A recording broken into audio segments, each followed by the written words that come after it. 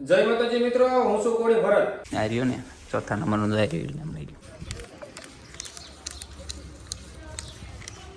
તો બધા મોઢાના હરખાય હે પણ આમ તો જો તો બધાની જય માતાજી, જય મેળીમાં. તો અમારા નવા વિડીયોમાં તમારું બધાનું હાર્દિક હાર્દિક સ્વાગત છે.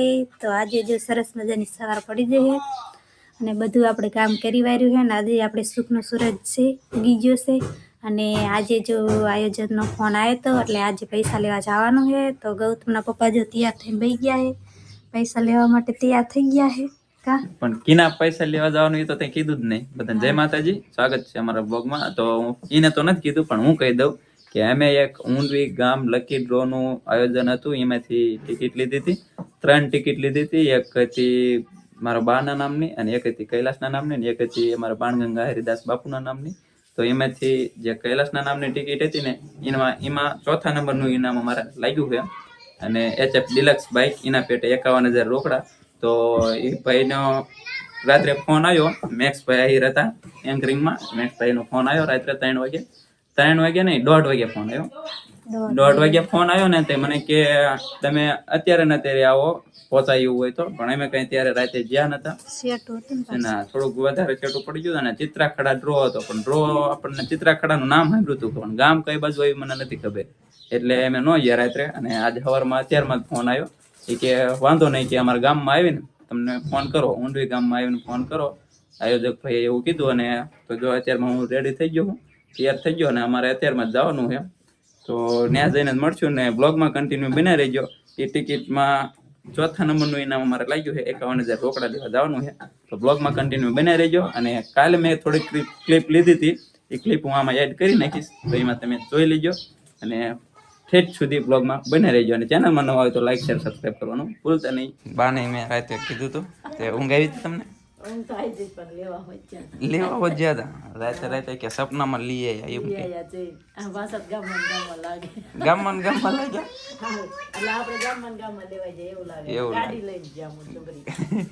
ગાડી લઈને લેવા ગયા. સપનું એવું આવી ગયું બોલો. ને મેં રાતે કીધું ને પછી હું નીંદર આવી ને કે સપનામાં કે પૈસા હોત લઈ આવ્યા ગામમાં.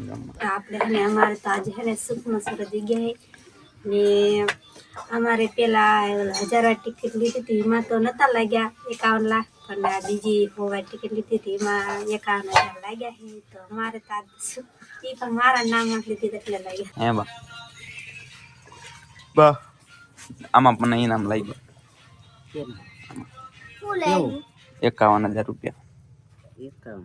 હા, રાતે ફોન આવ્યો તો, ડ્રો હતો ને. 51,000 રૂપિયા. 3 ટિકિટ લીધી હતી, એમાંથી એક ના લાગી. 6 વાળી ટિકિટ હતી. 51,000 રૂપિયા. રાતે ફોન આવ્યો તો કે 3 વાગ્યા સુધીમાં આવો તો અત્યારે ને અત્યારે લઈ જાઓ, ને કઈ કે 2 દી પછી. તો આ બાજુ અમારે ગૌતમભાઈ રમવા માંડ્યા હે. ગૌતમ અને બા તો માથું ઓરાવે ત્યારે તમે જવા પછા લેવા ફોન આવ્યો તારમાં જવાનું. મોટરસાયકલ તો પપ્પા ગયા હે. મારા પપ્પા ગયા આજ પૂનમ ભરવા ગયા હે મઢે. હજી નથી ગયા? નહીં તો ક્યારના વહી ગયા. એવું દવા લઈને આવતા રહ્યા ને તો જવાનું છે. એ મારા પપ્પા જાય છે પૂનમ ભરવા માટે. અને આ બાજુ મોટા ભાઈઓ વાંચવાનું છે. હે હા. અને અમારા ઋતિક ને રિંકલ બે કપડા ધોવે અત્યારમાં. ચાલો મિત્રો, બ્લોગમાં કન્ટિન્યુ બને રહેજો. અને અમે નીકળીએ અત્યારમાં, કારણ કે થોડુંક શેકું છે એટલે તાતા વાર લાગશે. ચિત્રાખડા વાંકાનેરમાં આવે. ચાલો, વાંકાનેરમાં મોરબી જિલ્લામાં આવે.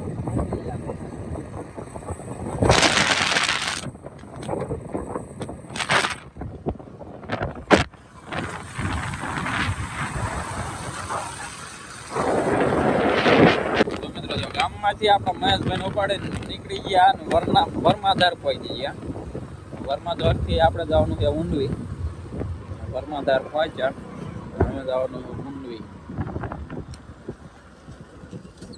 આ ધારના હિસાબે ગામનું નામ પડ્યું છે વર્માધાર.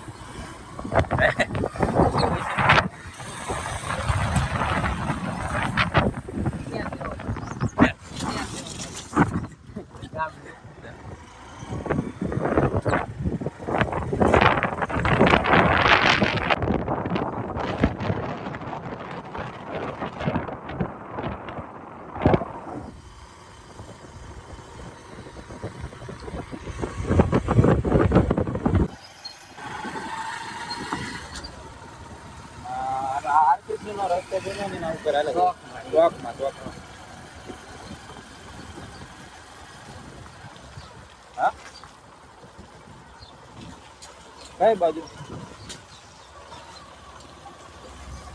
હા સીધા જાવ.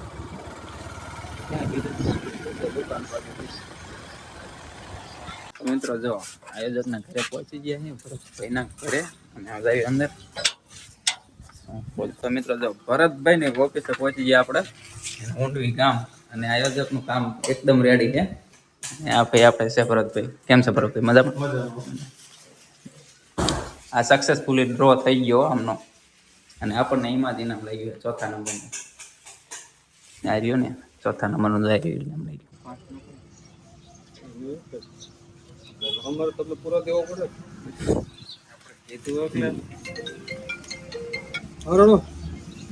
અને આપણને દઈ દીધા પૈસા રોકડા.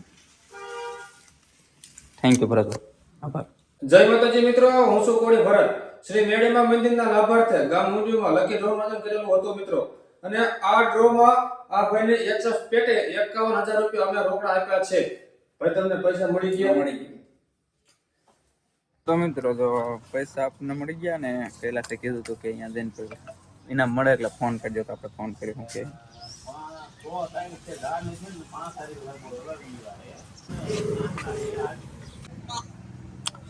આપી દીધા હો.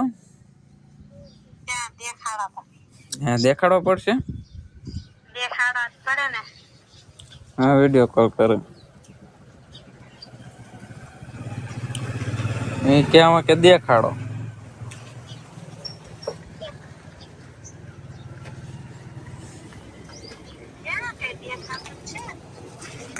હા રહ્યો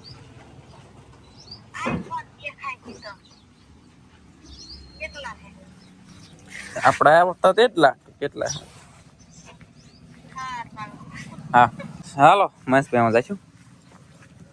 હાલો મિત્રો નીકળ્યું ઘર બાજુ. થાનમાં જવાનું છે વાળ કપાવના.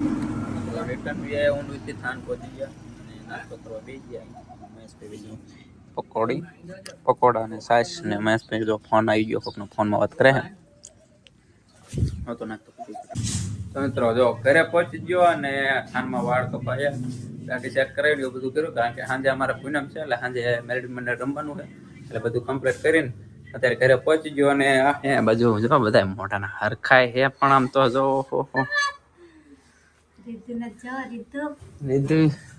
રીધું હું મોઢે તું જો પડ્યું હું ખાસ?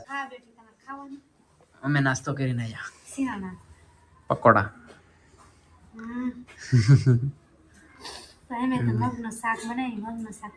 ગૌતમ આમ તો ગૌતમ જ્યાં દાદા. તો મિત્રો ગૌતમ ને મારા પપ્પાની બધા જ્યાં હે દીકડિયા માટે પૂનમ ભરવા, અને વર્તા ભાવના ઘરે જવાના. ભાવના ઘરે વર્તા ભાવના ઘરે થવાના હે ને અમારા રીધો જા ફોન કરે જા જા જા જા. અને નખરા તો બહુ મિત્રો. રીધુ દાદા યાર વાત કરે. માવ ના ઘરે ગયા કે તું?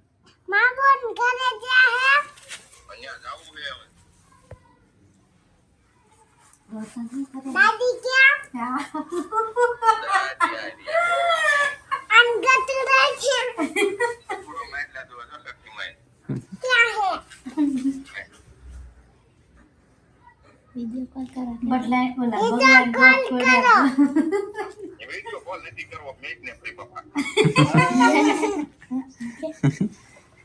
તો જો મિત્રો અમારા કુળદેવીમાં અને મેલડીમાંની દયાથી જો 51,000 ગૌતમના પપ્પા લાયા છે. તો મને જો દઈ દીધા, મારા નામ માથેથી લાગી હતી ટિકિટ લાગ્યા હતા, તો જો મને દઈ દીધા છે.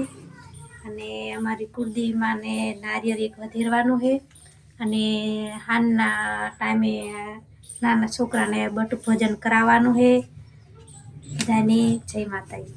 તો મિત્રો હાલો આપણે હે ને પેલા શ્રીફળ વધેરી નાખ્યું આપણા માતાજીને. આજ મેરડી મંડળ રમવાનું છે ને, તો તો બધા મિત્રો કે બધા 100 રૂપિયા ઉઘરાવીને કે આપણે છોકરા હાટું ગુંદીને ગાંઠિયા ને એવું લાવી, પણ મેં એમ કીધું કે વાંધો નહીં, કે ગુંદી ગાંઠિયાનો જે કાંઈ ખર્ચો થાય હું આપી દઈશ અને મારા તરફથી હું જમાડી દઈશ એવું મેં કીધું. એટલે ઓર્ડર દઈ દીધો હોય ને આનું લેવા જવાનું ને છોકરાને બટુક ભોજન કરવાનું. અને અત્યારે હે ને આપણે શ્રીફળ વધારીને પેલા તો માતાજીના દર્શન કરવી. તો મિત્રો જો આના 4:30 જેવું થઈ ગયું છે અને બનાવી નાખ્યો છે નાસ્તો મસ્ત મજાનો ભૂંગળા બટેકા ને એવું બધું પેલા સે બનાવ્યું છે ને. અમારે રીધુ હજી અત્યારે જાગી છે, તો કેવી કંદડે છે, થોડીક નખરા કરવા માંડી છે અત્યારે જાગી છે.